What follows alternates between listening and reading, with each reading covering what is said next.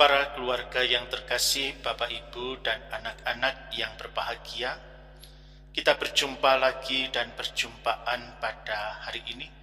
Saya akan bincang-bincang, berdialog, ataupun mengupas dengan tema keluarga yang berbenah dan berubah.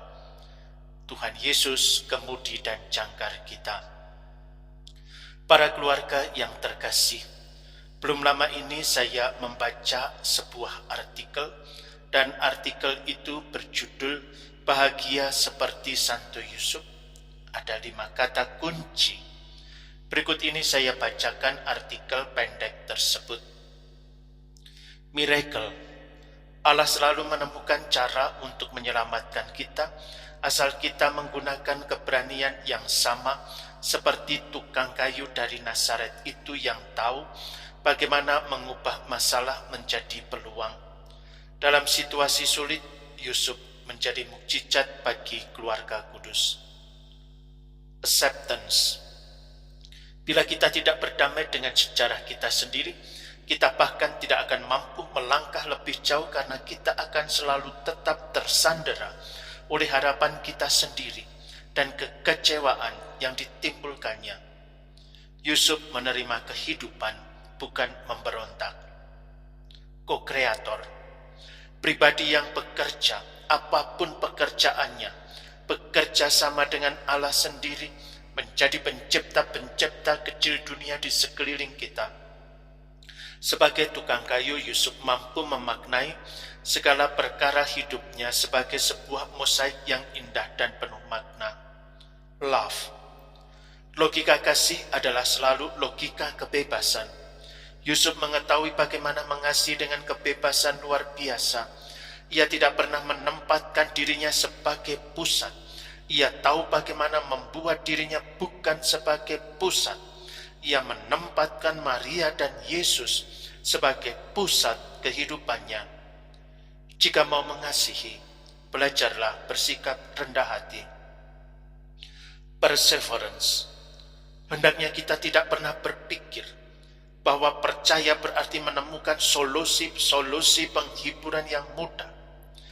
Iman yang diajarkan Kristus kepada kita adalah iman yang kita lihat pada diri Santo Yusuf yang tidak mencari jalan pintas, tetapi menghadapi dengan mata terbuka apa yang sedang terjadi padanya dengan bertanggung jawab atas hal itu secara pribadi.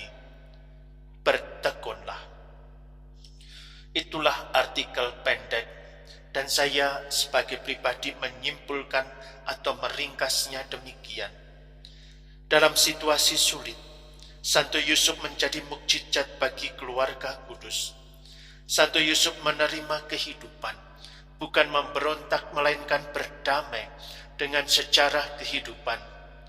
Sebagai tukang kayu, Santo Yusuf mampu memaknai segala perkara kehidupannya sebagai sebuah mosaik yang indah, mosaik yang penuh makna. Santo Yusuf mau mengasihi dengan belajar bersikap rendah hati dan tidak menjadikan dirinya sebagai pusat kehidupan. Santo Yusuf bertekun dengan selalu membuka matanya, bukan mencari jalan pintas. Menengok sebentar Injil Matius bab 1 ayat 18 sampai 25. Dalam Injil tersebut kita bisa belajar dari Santo Yusuf dalam berbenah dan berubah.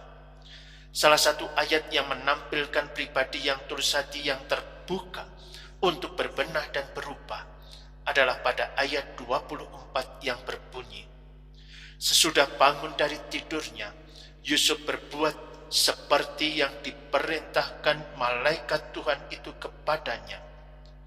Ia mengambil Maria sebagai istrinya. Kutipan ayat ini mempunyai nada yang sangat kuat mengenai ketulusan hati, kesungguhan hati, kesukarelaan, dan sebagainya. Ini menjadi indikator kuat bahwa Santo Yusuf tidak sedang merekayasa demi sesaat atau asal Allah senang. Tidak ada kata asal-asalan atau kepura-puraan. Ia bertindak demikian dengan kemerdekaan batin. Ia bertindak demikian dengan kebebasan hati bersama Tuhan dan demi kemuliaan Tuhan. Kembali ke judul permenungan kita saat ini. Situasi di atas juga menjadi pengalaman rohani dari Santo Yohanes anak Zakaria. Dalam Injil Lukas bab 3 ayat 1-6, kita tidak menemukan banyak informasi mengenai anak Zakaria ini. Hanya ada informasi tentang masa hidupnya, yakni latar belakang politik yang ada, lalu juga nama dan keterangan tempat. Yang menarik adalah frasa yang mengatakan, datanglah firman Allah kepada Yohanes anak Zakaria di padang gurun. Saya akan mengawalinya pembicaraan ini dengan pilihan kata padang gurun.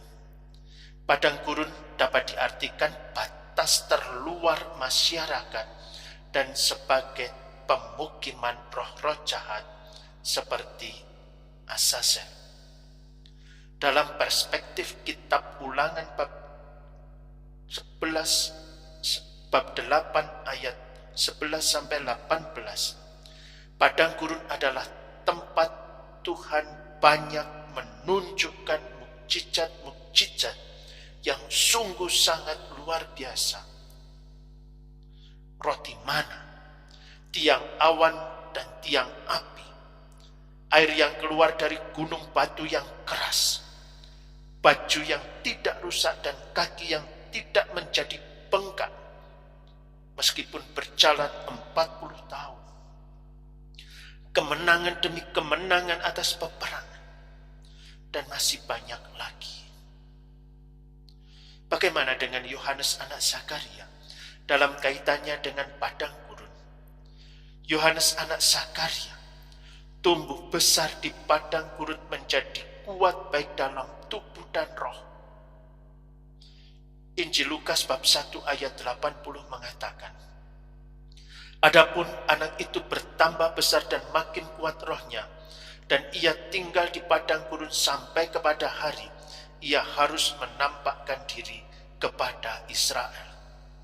Padang gurun bukan sekadar menjadi tempat bertumbuh dan menjadi kuat, melainkan menjadi tempat dan saat perjumpaan antara Allah dan Yohanes.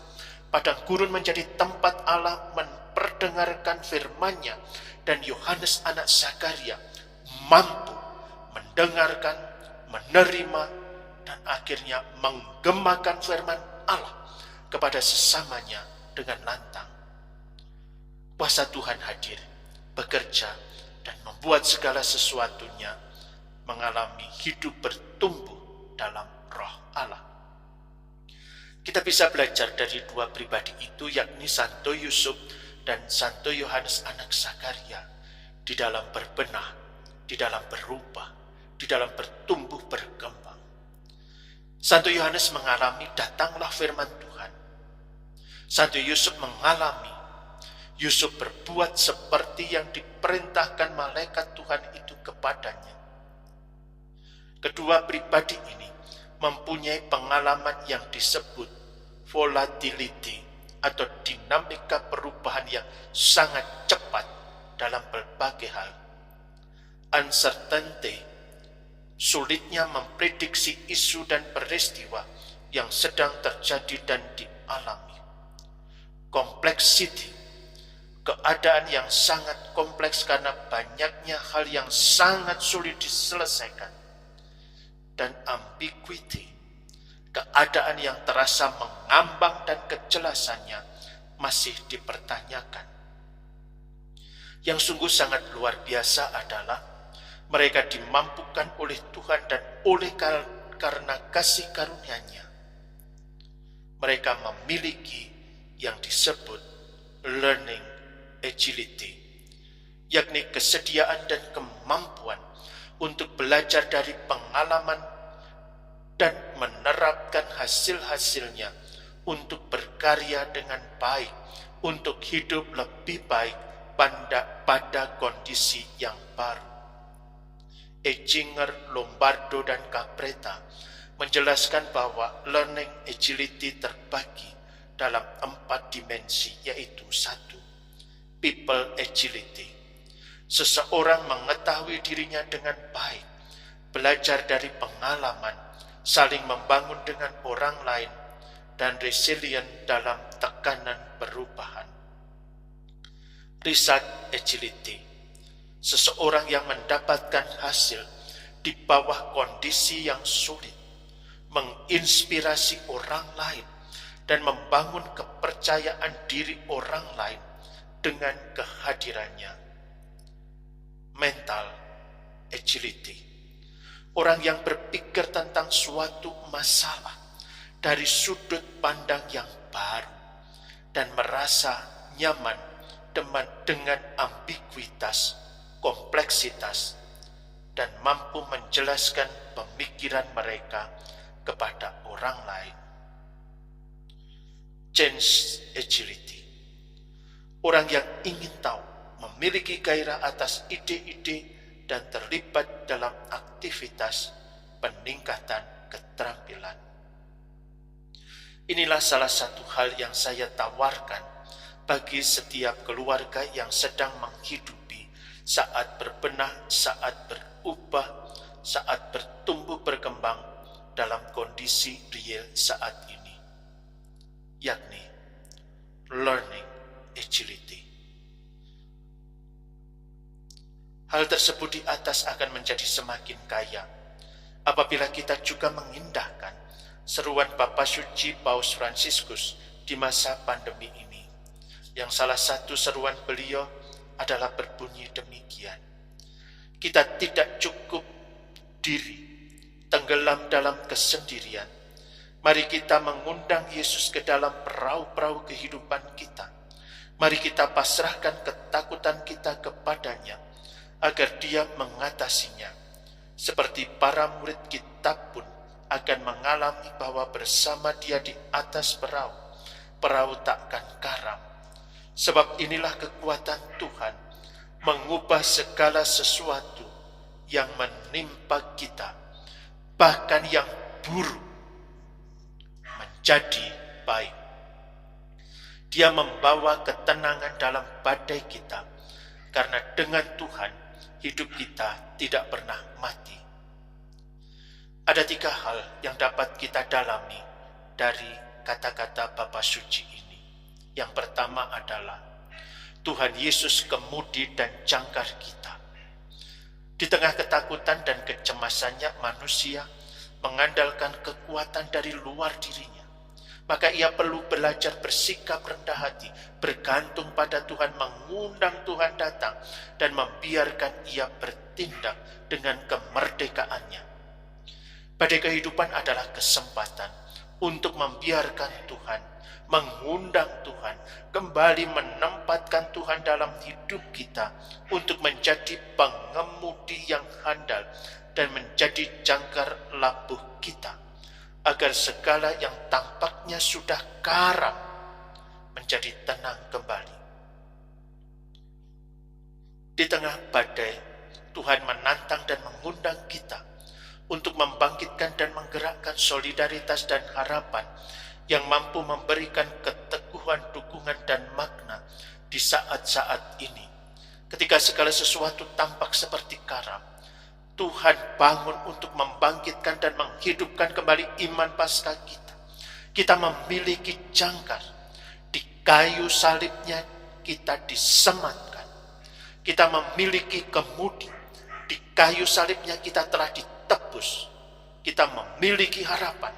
Di kayu salibnya kita telah disembuhkan dan dipeluk, sehingga tak ada sesuatu pun atau seorang pun yang dapat memisahkan kita dari kasih-Nya yang menebus. Merangkul, memeluk salib. Paus Fransiskus mengajak kita merangkul, memeluk salib Kristus. Merangkul dan memeluk salib berarti tidak lari dari kenyataan hidup. melainkan berani menghadapi situasi sulit, peduli dan solidar dengan sesama dalam perahu kehidupan. Dalam satu perahu, satu harapan, kita tidak dapat menyelamatkan diri sendiri. Kita harus satu kata dan satu kekuatan bersama. Merangkul salib berarti menemukan keberanian untuk merangkul semua kontradiksi pada saat ini, meninggalkan sejenak kecemasan kita tentang kekuasaan dan kepemilikan untuk memberi ruang pada daya cipta yang dapat terwujud oleh Roh Kudus. Itu berarti menemukan keberanian untuk membuka ruang di mana setiap orang dapat merasa terpanggil dan mengupayakan cara-cara baru, hospitalitas, persaudaraan, dan solidaritas. Dalam salibnya, kita diselamatkan untuk menyambut harapan dan membiarkan Dia menguatkan dan mendukung semua langkah dan cara yang memungkinkan untuk dapat menjaga dan menjamin kita.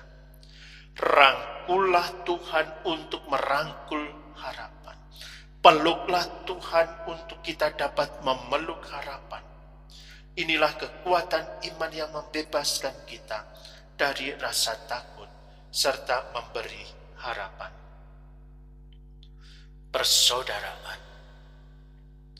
Krisis hidup karena wabah corona jangan sampai memutuskan tali persaudaraan di antara kita.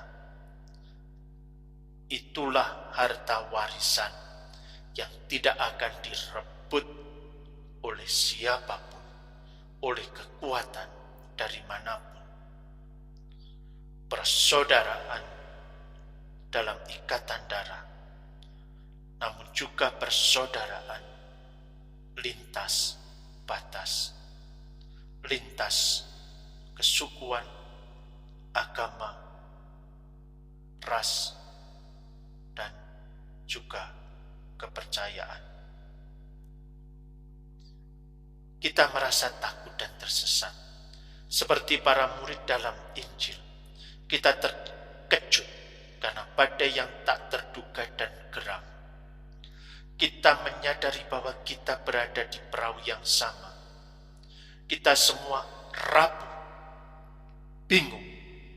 Tetapi pada saat yang sama, penting dan perlu bahwa kita semua dipanggil untuk bersatu. Semua membutuhkan untuk saling mendukung. Dalam perahu ini, kita semua ada di sini.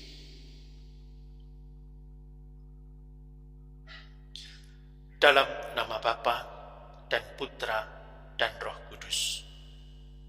Amin.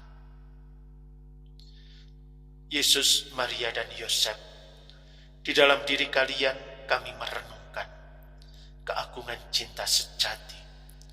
Kepada kalian dengan penuh kepercayaan, kami menyandarkan diri.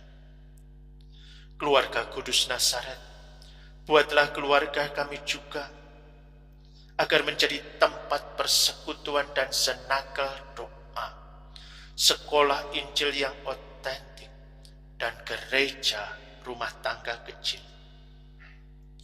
Keluarga Kudus Nazaret, semoga keluarga-keluarga tidak pernah lagi mengalami kekerasan, keterasingan, dan pecahan, bahkan hancur lebur. Semoga siapapun yang pernah terluka atau melakukan perbuatan tercela menemukan penghiburan dan penyembuhan segera. Keluarga Kudus Nazaret, buatlah kami semua menyadari akan sifat kudus dan tidak terganggu dari keluarga. Keindahannya di dalam rencana Allah. Yesus, Maria, dan Yosef, dengarkanlah kami dan terimalah permohonan kami. Amin. Kata peneguhan adalah learning agility, yakni kesediaan dan kemampuan untuk terus belajar dari pengalaman-pengalaman, dari peristiwa-peristiwa yang terjadi, dan menerapkannya agar bisa hidup lebih baik, berkarya lebih baik, berhimpun sebagai keluarga semakin erat, lekat satu sama lain, dan terberkati, tentunya dalam kondisi yang baru. Unsurnya adalah yang pertama, people agility. Seseorang mengetahui dirinya dengan baik, belajar dari pengalaman, saling membangun dengan orang lain, dan resilient dalam tekanan perubahan. Yang kedua unsurnya adalah result agility. Seseorang yang mendapatkan hasil di bawah kondisi yang sulit, menginspirasi orang lain antar anggota keluarga juga, dan membangun kepercayaan diri orang lain dengan kehadirannya. Unsur yang ketiga adalah mental agility. Orang-orang yang berpikir tentang suatu masalah, mari berpikir tentang suatu masalah dari sudut pandang yang baru, dan kita tetap aman, nyaman, tetap damai, tidak lalu menjadi gelap ketika menghadapi ambiguitas, kompleksitas, dan menjelaskan pemikiran kepada orang lain. Unsur yang keempat adalah change agility. Bangkitkan terus rasa ingin tahu satu sama lain, dan jangan matikan, jangan halangi gairah yang dimiliki, gairah atas ide-ide dan terlibat dalam aktivitas peningkatan keterampilan bersama, kebaikan bersama, keeratan kedekatan bersama. Tuhan bersamamu dan bersama rohmu. Semoga berkat Allah melimpah atas keluarga dan seluruh anggota keluarga dan semua yang ada di dalam keluarga, Bapa dan Putra dan Roh Kudus. Amin. Ku rindu kehadiran-Mu, oh Tuhan, dalam rupa roti dan anggur. Kini ku sendiri di dalam kamar ini, tiada ku rasa seperti dulu. Dalam keheninganku bersamamu, hanya doa mampu ku ucap. Kasih dan cinta-Mu dalam perjamuan suci selalu menjadi kekuatanku. Hadirlah oh Tuhan di dalam hatiku, keagungan-Mu tiada batas. Jadikan hidupku menjadi berarti, untuk menjadi berkat bagi sesamaku.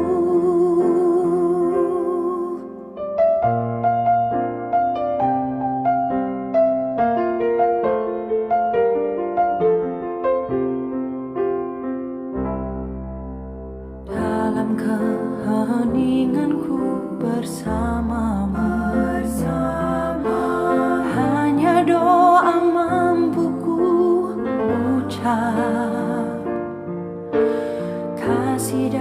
cintamu dalam perjamuan suci selalu menjadi kekuatanku. Hadirlah oh Tuhan di dalam hatiku, keagungan-Mu tiada batas. Jadikan hidupku menjadi berarti, untuk menjadi berkat bagi sesamaku.